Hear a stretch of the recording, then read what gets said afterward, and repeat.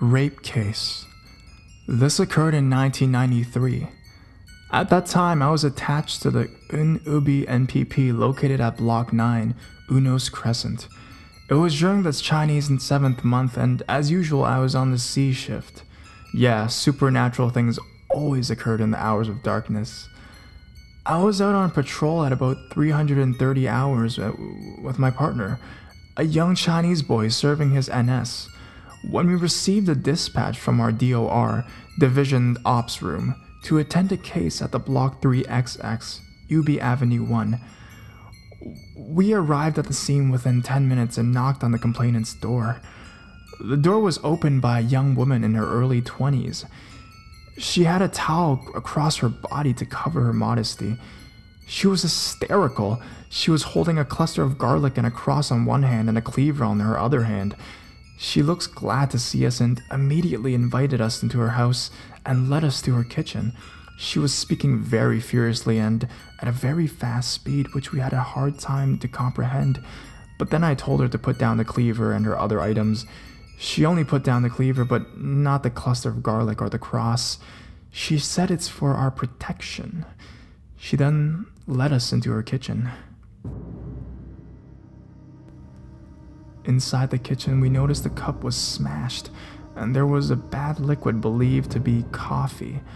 There were also some drawers were on the floor with all its contents all spilled all over the kitchen's floor. There was a foul smell like shits, and there was some black thick grease on the floor. There was also some torn clothing. She then led us to the kitchen's window and pointed to a tree located about 10 meters from her kitchen window. She then asked us, "Can you see him?" I replied, "See what?" She looked at us with unbelieving eyes and again said, "Can you see the creature?" I again replied, "See what creature? Madam, there's nothing there. Officers, are you blind? There is a man on the branch of the tree, and his severed head is resting on his right hand's palm, and he is smiling and looking at us right now." Both my partners again took a long look at the tree, but none of us could see anything. "Look, madam, are you on your medication? Drugs?" She shook her head. "Are you saying that there is a headless man on the branch of the tree outside your house, and he is holding his severed head in his hand?" She nodded. I turned to my partner and said, 32. My partner nodded his head. 32 is police jargon, which meant insane person. I turned back to her and said, "Madam, there is nothing out there, and I think it's your imagination working overtime." Her face turned pale, and we all led her back into her living room. This is her story.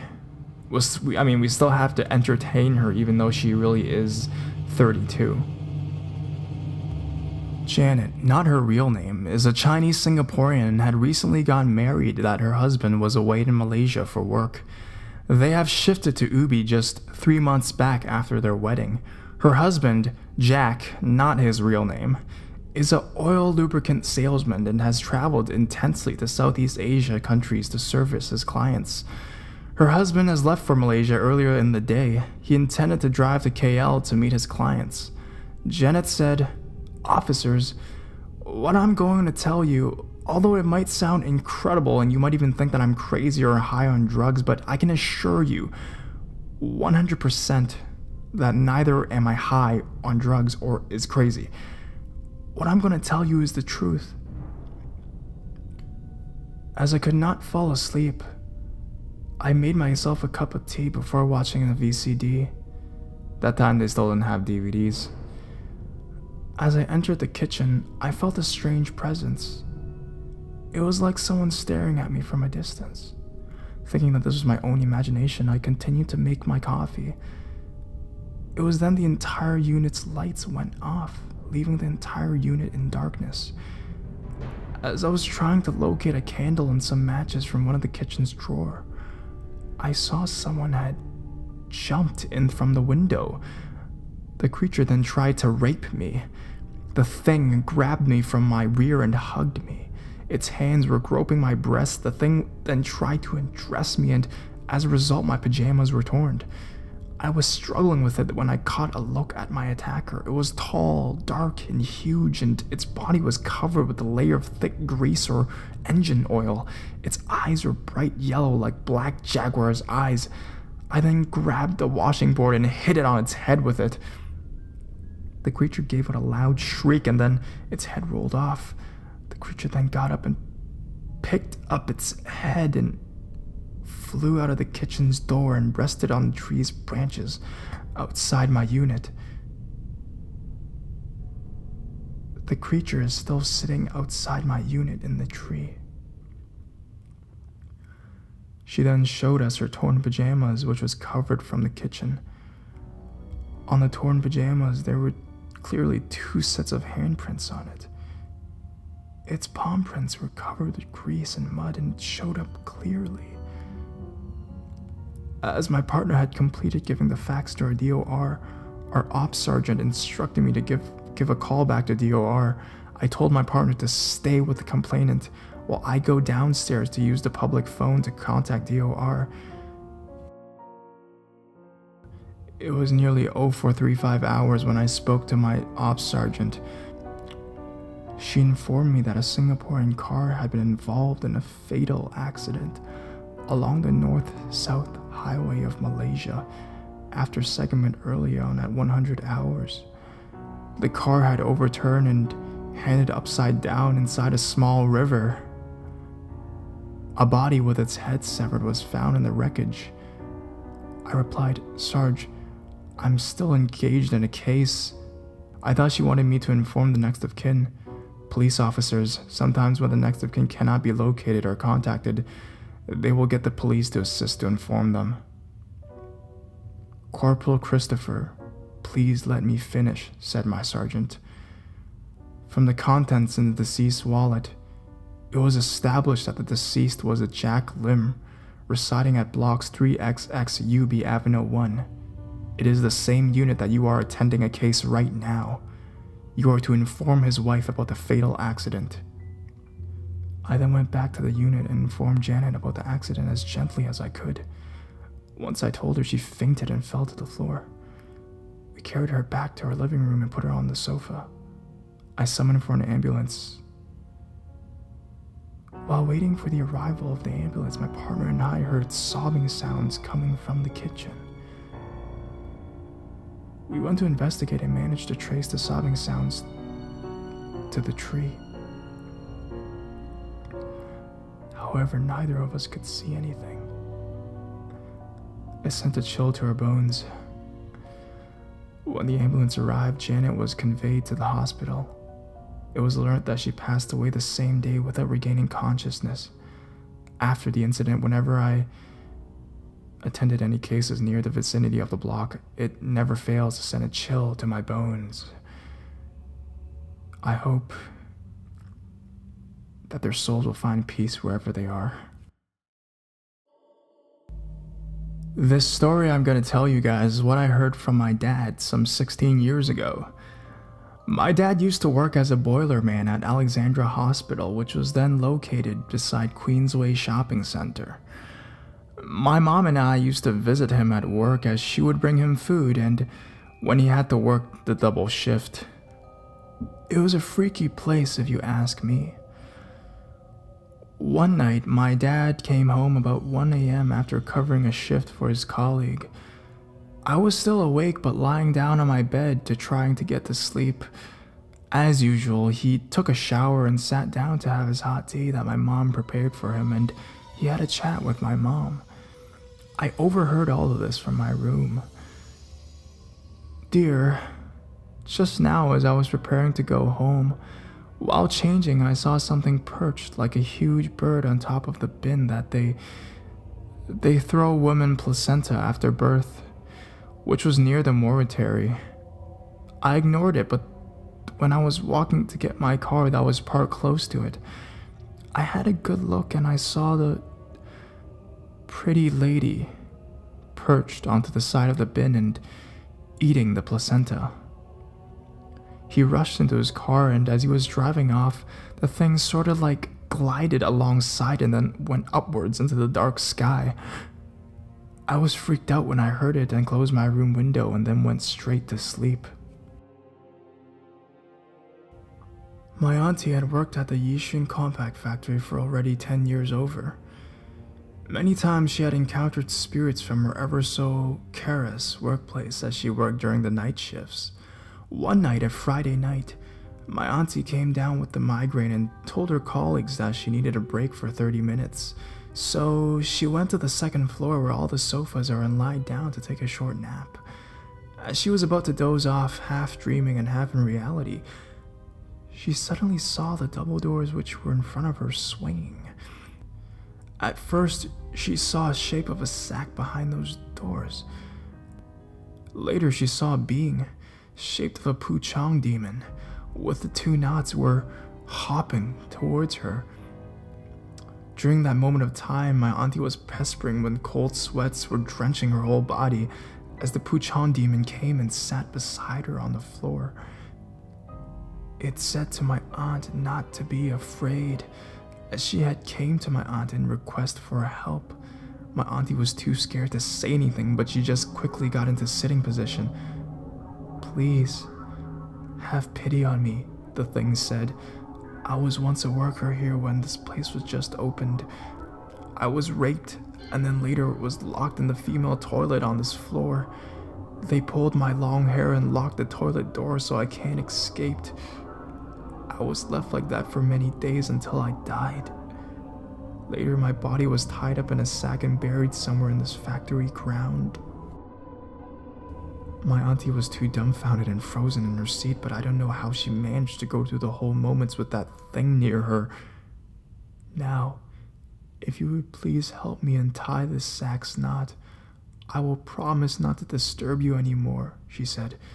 My auntie just nodded her head and the sack took shape in a punchang and bent itself in front of my aunt, while my aunt forced the tight ropes to untie them. At last, with so much struggles, my auntie managed to untie the ropes.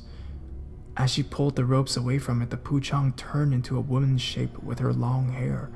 She turned her face away from my auntie and thanked my auntie, reminding her not to forget Allah and to stay with the company until she got retrenched. And now it's been 2 years since my auntie's retrenched and her encounter with the ghost is still fresh in her mind.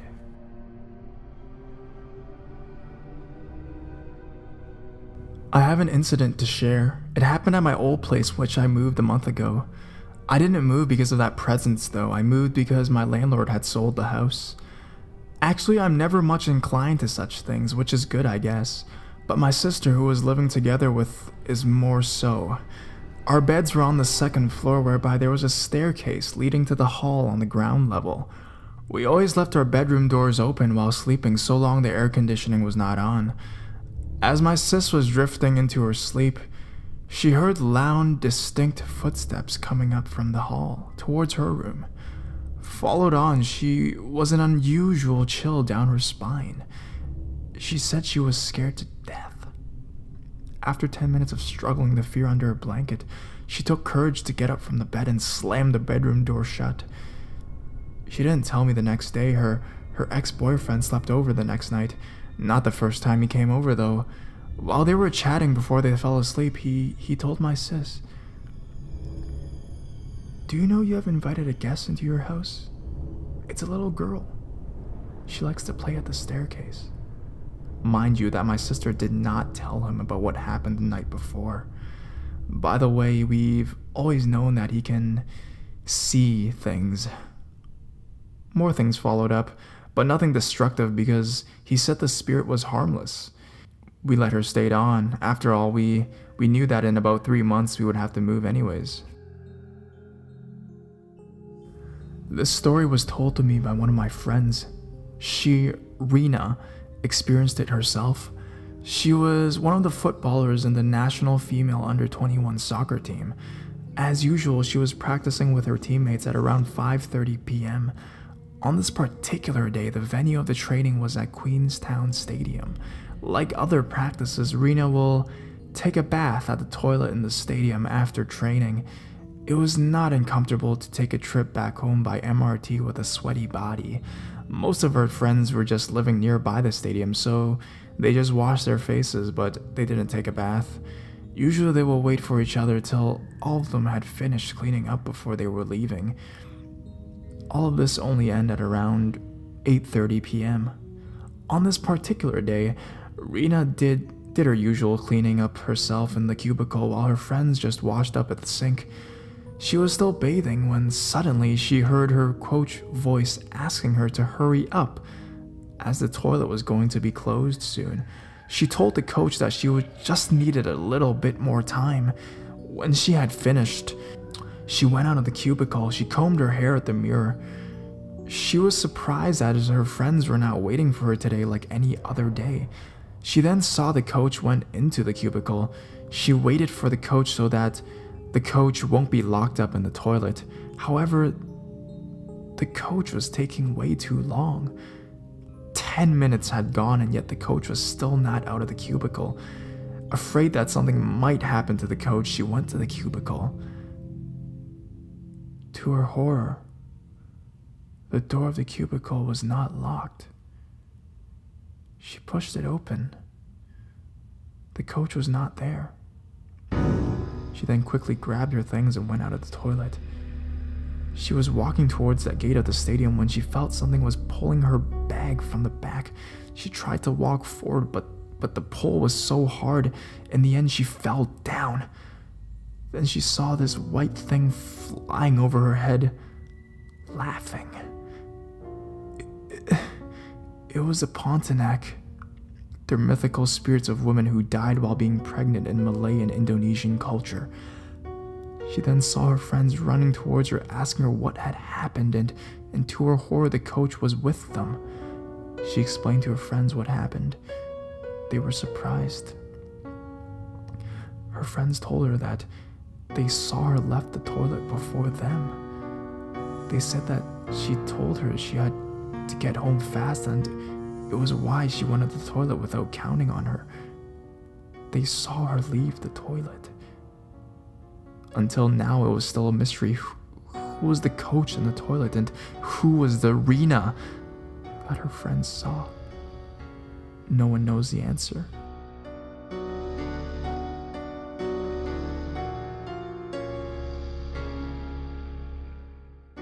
Hi, I don't know if you read my story in Stomp or Razor TV. However, I would like to share my true experiences with IT.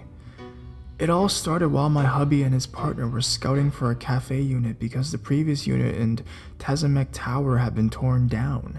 They were indeed unlucky to find this unit in Changi Village. If I put it in bits and pieces, I realized it did not welcome us.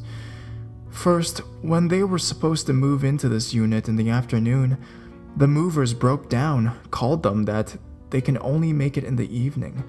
By the time they went to Tezemek Tower to unload and load, it was already past midnight. Hence the next morning, my husband went to Changi to do all the unpacking. Only half a day there, a fire broke out near the pantry area. I did not join my husband until their third month because my ex-boss was retrenched and returned to Germany. Since I love to bake, I supply the cafe desserts, homemade cakes and pastries. Nothing much happened till the 6th month in this unit. First, I began to see flashes. Then I told my husband and he was surprised because he experienced it several times but did not confide in me.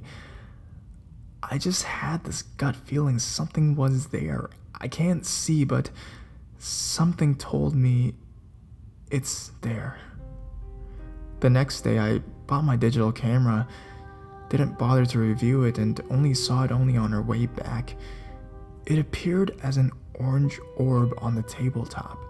I realized my instinct was right. I began to research something about this thing called orbs. As days passed, I think it realized I spotted it. Here were some examples. Stray cats started to flock into our cafe entrance, looking as if something was jumping from one end to another. The mustard that my husband frequently used went missing. The service staff saw flashes like we did. Bees swamped to our speakers on one afternoon. Roast kitchen left on the altar less than 20 minutes were maggot infested. Water tap and radios were turned on frequently. Oh, This unit had been blessed by a Catholic priest when they first moved in. Because of this incident, we consulted a Thai geomancer who told us that there was a little boy and an old man in this unit. We were told to get an old toy, something which is obsolete, the small drum that can be heard when you turn the beads. Despite all these and further photos taken, the orbs got more and some kind of apparitions can be seen in the photo. I had consulted the SPI and they were unable to tell me the findings. During our last month here, we were terribly drained from our many freaky incidents and bad businesses that we decided to give up the shop. Although 2.5 years had passed, I had not given up my research. Recently, believe it or not, this psychic from Canada contacted me after looking at my photos. She told me through the pictures this unit was cursed. Something happened in the 60s, a massive fire started and killed many lives there. She seemed to be able to connect with some souls. It seemed they were trapped, unable to head to heaven. There was also this eerie photo which I took for my husband as a memento. A blade-like object appeared. In this, she conveyed that this was old blood, a male figure which will always be around. It makes me wonder why none of the tenants, including ourselves, never stayed in this unit for more than a year. Escape Theme Park. I worked in the theme park a few months back, and there were a few experiences which I encountered during my working as the ride operator. The theme park is located next to the Pasir Ris Park, and you know how the park will look at night. I was stationed at one of the rides at the far end, and it's the only ride built on top of the toilet. As the ride operator, I was supposed to load in the guests, give them spiel about safety rules, run the show, and unload them after the show ended. One Friday night about 10 p.m., I was getting ready to stand down the ride, which was about 10:15. There were no more guests at my station, so I was doing my area cleaning when suddenly a group of 5 teenagers, 3 girls and 2 boys, came up the stairs. They brought 5 helmets, which I thought they rode bikes here. They placed their helmets outside the booth control room and went inside the ride. They were all quiet all the way. Not a single word I heard them say.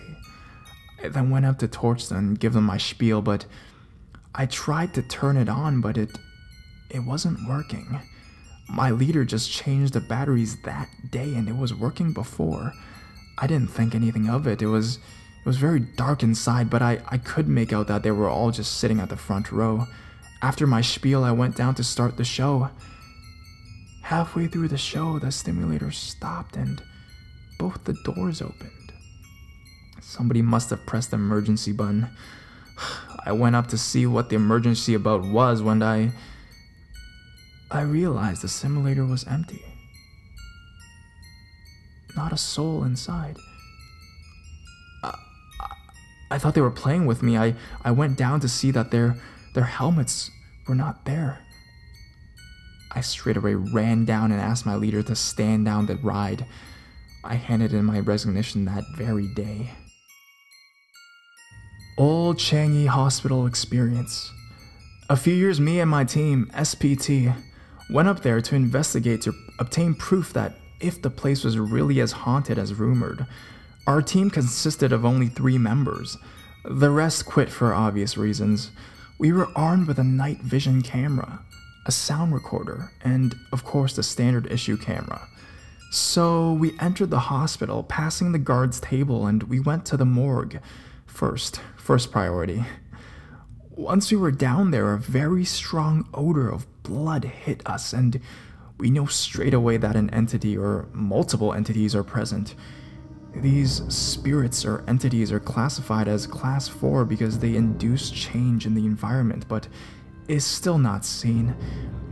We scanned the area with our video camera and took some photos and moved on.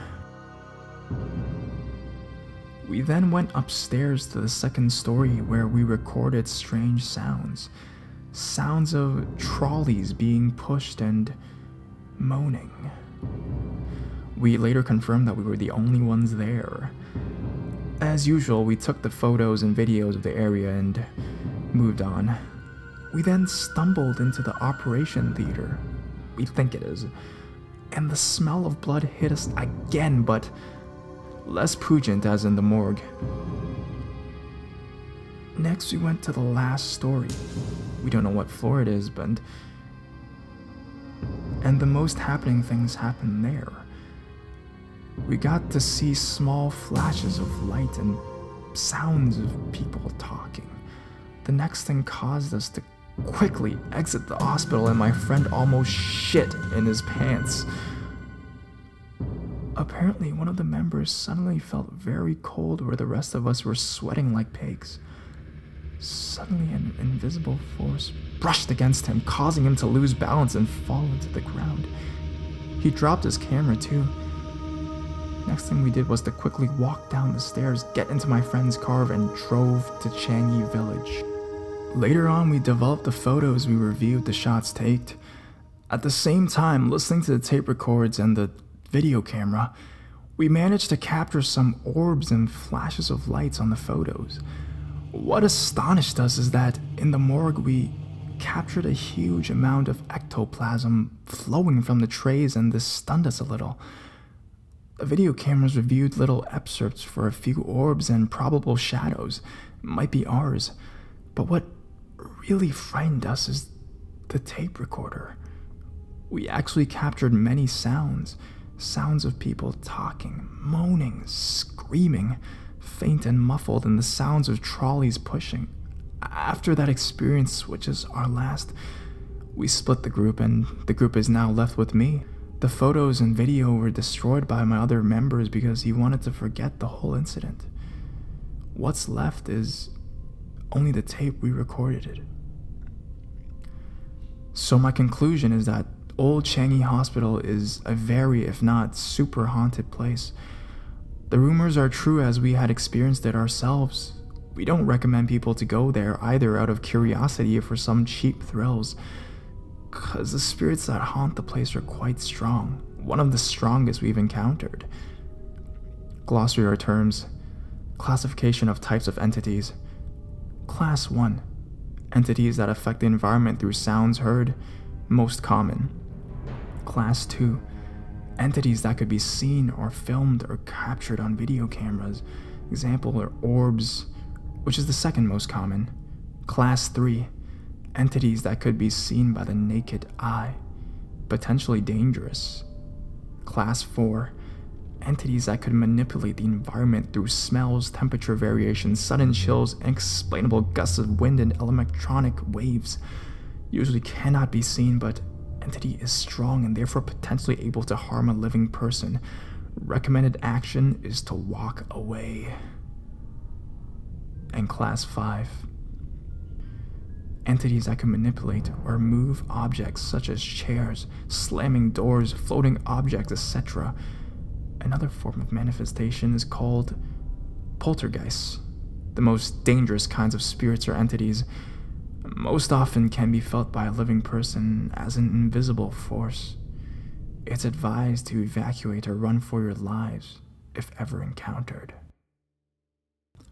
In Cerebum Scouts Camp, there's this particular toilet between the main kitchen and the chief commissioner's room that has no mirrors. Female toilet. Somebody told me that the row of mirrors were too old, so they were removed. Some said that if you go to the toilet alone, and when you wash your hands, the mirror reflects something walking at the aisle between the two rows of toilets. After some activities, we were given a break, and I asked my friend if she wanted to go to the toilet with me, and she refused, saying that she was too tired to walk. I thought that was sheer nonsense, so I walked away. As I walked towards the toilet, I heard footsteps behind me. Thinking it was my friend, I didn't turn around to look. When I entered the toilet, I went into the cubicle to do my business. I could hear my friend walking into the toilet and loitering just outside my cubicle, at the aisle. My friend just walked up and down the aisle repeatedly. Until I began to flush the toilet, my friend opened the door and walked out. When I saw my friend the next day, I told her that she might as well have waited for me if she went to the toilet, but she denied following me. One day, another friend called me up to ask if what I experienced was true, and I confirmed it. She told me that she had experienced it many times before and didn't think it was a pervert. Anyways, it was harmless enough not to frighten anybody. Maybe it could be a wandering soul. Maybe now they will believe. Huh? No ghosts in Singapore? Never seen a ghost before, but there was this ODAC night hike a few years back when I was in AJ for the first 3 months. I think it was 1993. We gathered very late at night at the Mankrichi Reservoir. We hiked along the cross-country path, and before long we came to the cemetery opposite it. There would be groups walking and solo walking. It was during the group hike that something happened.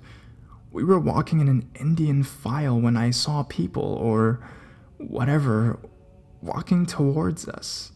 If I remembered correctly, there were 4 of them, each possessing a wooden stilt on their shoulders, walking in unison and in rhythmic footsteps. Imagine Chinese vampires bouncing together. Get the picture? My group passed them, and while going past, no one turned their head. They didn't notice us either. It was a while after then I initiated the questions. Did you see what I saw? Then the person behind me and a few others who overheard, you saw the coffin too? And the coffin bearers? That happened a long time ago, but my friends and I still discuss it about that particular creepy night. Coffins sighted at night, burying the dead at this unearthly hour. It was 2 to 3 a.m. Who are those people? And when you walk the ground at night, you will hear the sounds of twigs breaking underneath your foot, leaving rustles. But I didn't hear any noise from them at all. This was a true story that was related to me by a colleague of mine who is now working under the same company as I am. As she do not wish to discuss about the matter anymore, I hereby wish to express her feel to all and hope that everyone will take this as a lesson and stop visiting these places. I believe that all of us share the same opinion over the name Old Changi Hospital. Is that the place is haunted, and I believe that the name has risen in popularity over the few years because many different people have different stories to relate about their past experiences there. Personally, to be honest with you all, me myself have not only once but twice went to that place to explore, certainly out of curiosity. But luckily for me, I did not have any encounters with them. Initially, when my friends gave the idea of visiting that place, I thought it was just another place that was inhabited, and people started creating stories saying that they saw ghosts roaming the place. But the moment I saw the building in the distance, the hairs on my hands were already standing at their ends. And the more I got closer, the more scarier it became. All the girls that we brought along were clutching all the male hands, kept on tugging and hushing us to turn back. But the more they tugged, the more determined we became, and not long after, we found ourselves at the entrance. The entire building was engulfed in darkness, and I could feel my adrenaline rushing. The feeling was undescribable unless you were there to feel it yourself. Finally, due to the horrific sight and the fear that was onrushing, we turned back and headed towards the bus stop. That was a personal experience of mine, and now I'm going to share the story that occurred to my friend. The friend of mine is a Malay female, and she's turning 28 this year. Her name is Siti. This incident happened a long time ago when she was only at the age of 16. That was when Old Changi Hospital was still functioning. On that fateful night, she decided to pay a visit to her friend that she had admitted to the hospital. Among her were 2 of her other friends, both female. As all of them were plain lazy, they decided to take a shortcut at the side of the building facing the car park. It was a flight of stairs leading to the 2nd story of the building. Due to the silence and isolation that surrounded that region, few people dared to take the risk and use that staircase. When they were about to climb the stairs, something caught the eye of my friend. She turned around and, horrors of horrors, she saw a white body hanging on a tree situated nearby. Her face and long hair were kind of spreading outwards and standing too. She could not see her white face because the back was facing her. She was dumbfounded, her legs rooted to the ground. She just could not move but kept staring at it. One of her friends who saw it fainted on the spot, and the other, who still had the sense to know what was happening, rushed up and called a few male friends who were already there to come down. By the time they arrived, that thing was already nowhere in sight, but my friend Siti was still in a daze and her eyes were still on the tree. Here comes the funny part. She actually peed in her pants. It took some time for her to regain her senses, and when she finally came around, she realized that her friends were shaking her vigorously before she broke down into tears. The guys kept asking what happened, but I guess only the three ladies know for themselves. The reason why I'm telling you all of this is to hope that you all will learn a lesson out of other people's experiences, especially those mischievous ones. Never let your curiosity overcome you, because curiosity killed the cat. You might not know that you're the next victim. The best is to keep away from them, and they won't come and harass you.